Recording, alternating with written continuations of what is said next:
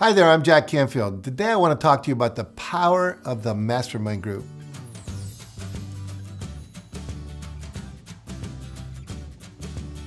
You know, one of the most powerful tools ever used by successful people is called the Mastermind group. Napoleon Hill first talked about mastermind groups in his classic book, Think and Grow Rich. And it's the one concept people most reference when they credit any one thing with helping them become a millionaire. Andrew Carnegie had a mastermind group, so did Henry Ford.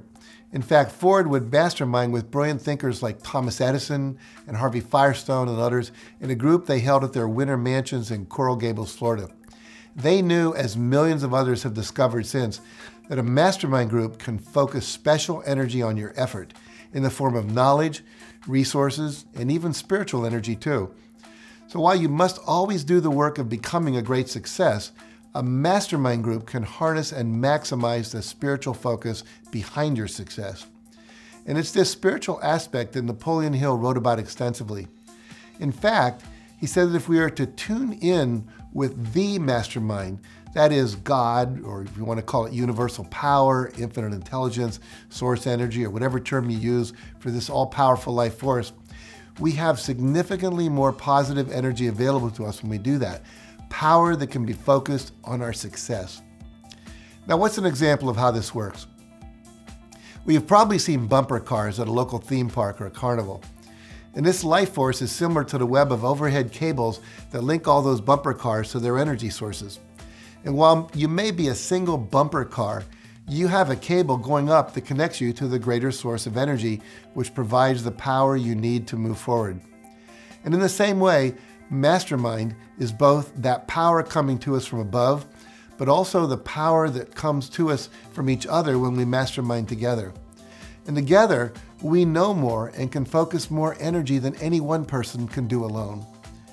Now, assembling a mastermind group is easy. You want to choose people who are already where you'd like to be in your life, or who are at least one level above you. If your goal is to become a millionaire, you're not going to get a lot of help if everyone in your mastermind group is only making $60,000 a year. Now, of course, approaching successful people can feel a little scary at first. In fact, you might be thinking, why would anyone want to be in a mastermind group with me if I'm only making $60,000 a year? But the answer is that many people at a higher level of productivity or success will want to become involved simply because they then get to play at a game they might never organize for themselves called a mastermind group. Now, the other people you're going to invite are people that they would like to be around too. But you won't know if people will play or not until you ask. So you have to ask them. Are you going to get some no's? Probably. But if you ask enough people, you'll get the 5 or 6 people you need to have your mastermind group. So start with a list and simply work down the list. Now, maybe you'd like to have the publisher for your local newspaper and you're only going to end up with a local columnist instead.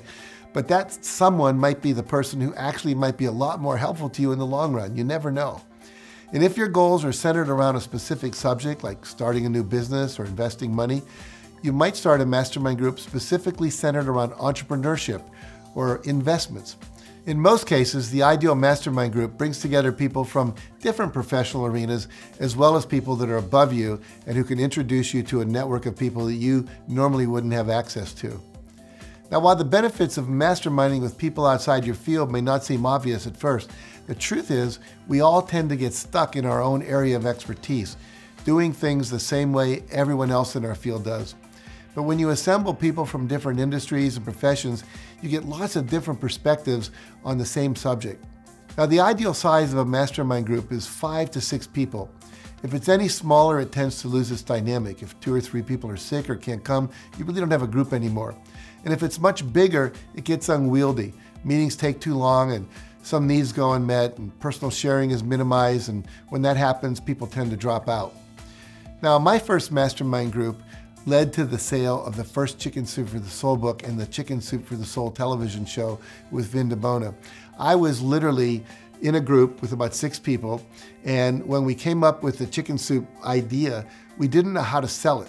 And so we had gone to a number of publishers and shared our book with them, and everyone was turning it down.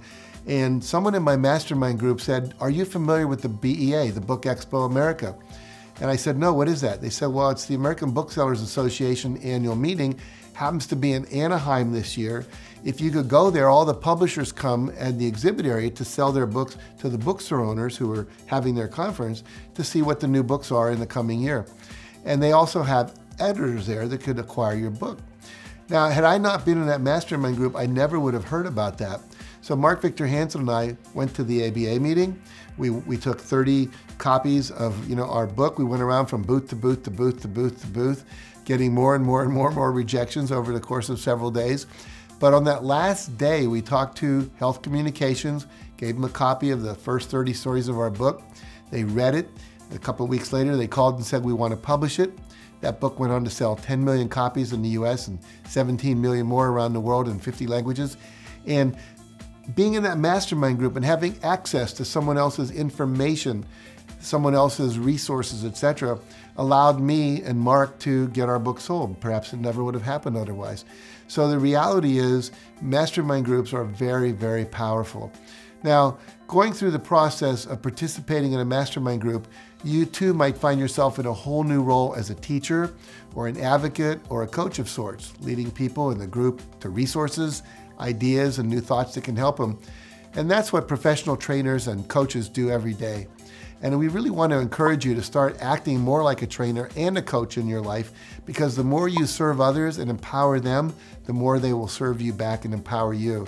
We always say, the more people you help, the faster you'll get to where you want to go. Now, I want to leave you with a bit of homework once you're finished watching this video. So use the steps I've outlined for you to think about how you can benefit from a mastermind, and leave a comment below, and I'll be sure to follow up with you. And if you find that bringing these success principles like masterminding to other people is a calling for you, I've got a couple of gifts for you. First, there's a complete plan for forming a mastermind group and conducting regular mastermind meetings. And secondly, I've got an introduction to an entire world of these success principles, starting with chapter 1 of my best-selling book, The Success Principles.